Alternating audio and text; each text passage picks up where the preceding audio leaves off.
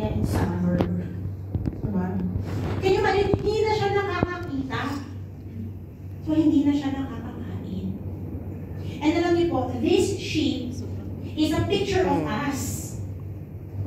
Na, may tayo sa buhay natin, kala natin, ito na yung pinakamagandang bagay na magawa ko yung gusto ko. Diba? Imagine mo si Barak, one day, wow! Wala na akong kulungan. Wala na akong shepherd. Hindi ko na kailangan sumama sa mga yun. I am free. Ganyan siya. Siguro first month, wow, ang saya-saya niya, no? First month, second month, first year, second year, until naging ganyan na siya. Kala pa rin niya siguro, ay, tingnan mo, kaya ko na to. Hindi ko kailangan ng Panginoon. Hindi ko kailangan yung simbahan na yun. Hindi ko kailangan kayo. Ako lang ang kailangan ko. Ganyan. And you know, this might look like freedom, pero sa totoo lang, we need to be saved. Amen. We need to be saved, not just from yung may lobo dyan, may predator dyan, may kakain sa'yo, no. Do you know who we need to be saved from? From ourselves. We need to be saved from ourselves. Why? I'm gonna show you another one. In 2005, one sheep jumped. Tumalon po siya sa 50 feet na bangin. Ang nangyari, nung tumalon yung isa, tumalon rin yung 1,500 na sheep. Follow the leader. Guys, yes, exactly. Follow the leader. Ang question is, bakit nila ginawa yun? Hindi ba nila nakita na yung tinatalon na nung isa, hindi pala maganda? Ay, ako hindi ko gagawin yan. Pag nakita ko, ay, mamamatay ako, hindi ako tatalon. Hindi tayo sasama din yan. Pero guys, alam niyo po ba, ang mga sheep, they're conditioned to follow. Bata pa lang sila, tinuturuan sila ng mga mami niya na, nakikita mo yung matanda na yung mga obedient sila. Sabi mo siya, follow the leader. Obedient. So that, talagang hindi nag-iisip, hindi sila nag-iisip. Wala silang yung isip. isa, tumalon silang lahat. Obedient sila. The good thing naman is na 450 died. But the rest lived. Kasi ano na siya eh, siguro yung hindi na siya masyadong mabigas. Talagang yung dead talaga yung mga first na 10, siguro patay na yun. Pero guys, I want you to see na actually as people, isip natin, meron akong sariling pag-iisip, may sarili akong opinion sa buhay, pero sa totoo lang, God made us to follow.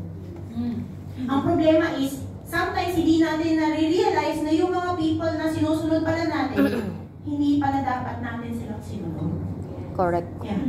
Sabi po sa Isaiah 53, sabi niya sa Tagalog, tayong lahat ay parang mga ano daw? Tupang naligaw. Bawat isa sa atin ay gumawa ng nais nating gawin. Ano yung tupang naligaw? Ito yung trahedya ng tupang naligaw. Bakit siya naligaw? Guys, bakit naligaw yung tupa?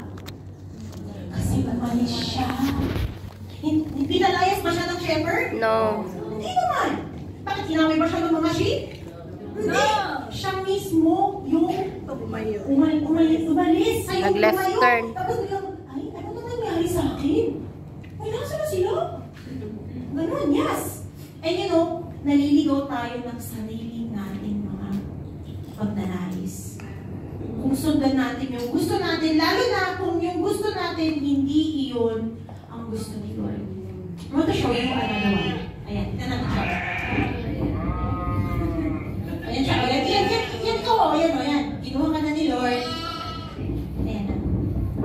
I believe. Ayan natin siya. Ayan, nakita nyo ba yun? Ganyan tayo eh. Nahulog pa din. Kinuha ka naman ni Lord eh. Niligtas ka na dun sa kung saan mo na ganyan. Tapos, sige nga, play mo siya ulit. You know, pinulungan ka siya. Tapos tingnan mo yung karimas niya. O, yan.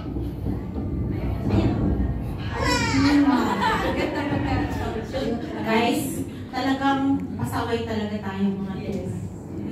Kung hindi tayo makinig kay Kristo, we will do something that will bring us harm.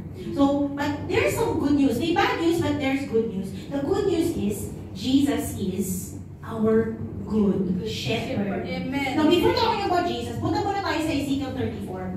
Tungkol sa Ezekiel 34, nagbigay ang Panginoon ng promise kasi nga nag-fail yung mga shepherds ng Israel. Sabi niya sa verse 11, ako mismo ang maghahanap at mag-aalaga sa mga tupa ko. Kasi nangyari, kasi bad yung mga shepherds, napariwara daw yung mga tupa. Nagpunta na kung saan-saan. And nag-promise ang Panginoon na siya mismo ang maghahanap sa kanila.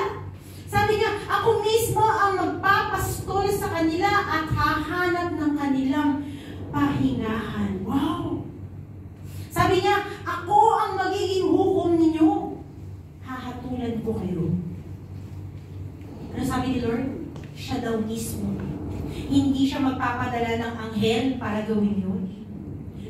Siya mismo pupunta. Is this good news, guys? Amen. Guys, this should be good news. Because sa totoo lang, human shepherds, they will fail. Okay? Yung mga leaders ninyo, they will fail. Kaya kung tumingin lang kayo sa amin, nasisipin nyo, tingin lang tayo sa kanya, okay lang guys, you will be disappointed. And madidismaya yung pananampalataya. But here is our hope. God is sovereign. Kanina kinakata natin, di ba? You're unchangeable, you're unshakable, you're unstoppable. God is a God in control. Amen. And He will not fail. Amen. Hindi ko wala Panginoon. Amen. Nalala niyo yung paborito nating verse? The Lord is my shepherd. I shall not be one. Psalms 23. Guys, the Lord is our shepherd. He will rescue us. Patigas man yung ulo natin, ilang beses ka nang You know, I find comfort doon sa love ng Panginoon na paulit-ulit tayong hinahanap. Paulit-ulit tayong, nasan ka na? Ayan, nasa putikang ka na naman. Kukunin naman tayo ng Panginoon. The Lord is our provider. Can I hear an amen? Amen. The Lord is our protector. And the Lord will bring justice. Inaway ka? Sino nangaway sa'yo? Sabihin mo. And siya mismo ang gagawa niya. Amen. But I love yung sinabi ni Jesus sa Ezekiel 34, 23 to 24. Basahin po natin together. Bibigyan mo sila ng isang tagabantay na mula sa lahi ng lingkod kong si David. Siya ang magbabantay at mag-aalaga sa kanila. Ako ang Panginoon, ang magiging Diyos nila, at ang lahi ng lingkod kong si David, ang kanilang magiging tagapamahala. Ako ang Panginoon, ang nagsasabi nito. Obviously po, hindi po darating si David, okay? So, sino po yung tagapagbantay, yung tagapamahala na pinapromise ng Panginoon? Old Testament pa lang. Sino yan? Yes. Jesus. That's Jesus. Sabihin mo sa kapatid mo, that's Jesus. That's Jesus. That's Jesus. So, imagine mo, nag-fail. Grabe yung failure ng mga shepherds ng Israel. And God was promising them, do not be afraid. Kahit nasaan kang pumunta, hanapin kita. And I will take care of you. Alam niyo po, Christmas is good news of great joy. Hindi lang dahil dumating si Kristo, hindi lang dahil dumating yung mga anghel, hindi lang dahil, the Christmas is good news of great joy because nag-promise ang Panginoon at kita natin na bawat pangako niya tinutupad. Amen? Amen? Alam niyo kung gano'n, I forgot to find out how many years between Ezekiel to yung pagdating ni Kristo. Pero I am sure it's over hundreds and hundreds of years. Kaya sinasabi ko sa inyo, yes, sometimes yung mga tao na tinitingnan natin, na inasahan natin, makalimutan nila lahat ang sinabi nila sa iyo. Pero ang Panginoon hindi nakakalimot. Ang Panginoon hindi siya late. He will be on time. What kind of shepherd is Jesus? Sabi niya, good siya di ba? Sabi niya sa John 10:14, I am the good shepherd. I know my sheep, and my sheep know me. Ano yung sabihin nun? That means, guys, Jesus is a good shepherd kasi kilala niya tayo.